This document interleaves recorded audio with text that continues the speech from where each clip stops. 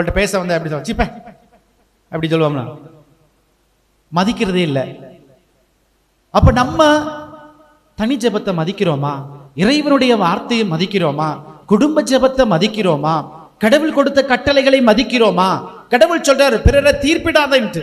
எத்தனை பேர் தீர்ப்பிடாம இருக்கிறோம்? பொய் சொல்லாதேன்னு சொல்றாரு, எத்தனை பேர் பொய் சொல்லாம இருக்கிறோம்? அப்பனா நம்ம என்ன நினைக்கிறோம்? துச்சமாக நினைக்கிறோம். அப்ப நம்ம எப்படிப்பட்ட வாழ்க்கை வாழ்றோம்? குளிர்ச்சியாகவும் இல்லை, சூடாகவும் இல்லை. எப்படி இருக்கிறோம்? வெது வெதுப்பாக. நான் இப்படியே இருந்தா தான் நல்லா இருக்குது. கொஞ்ச நாள் நான் பரிசுத்தமா இருப்பேன், கொஞ்ச நாள் பாவியா இருப்பேன்.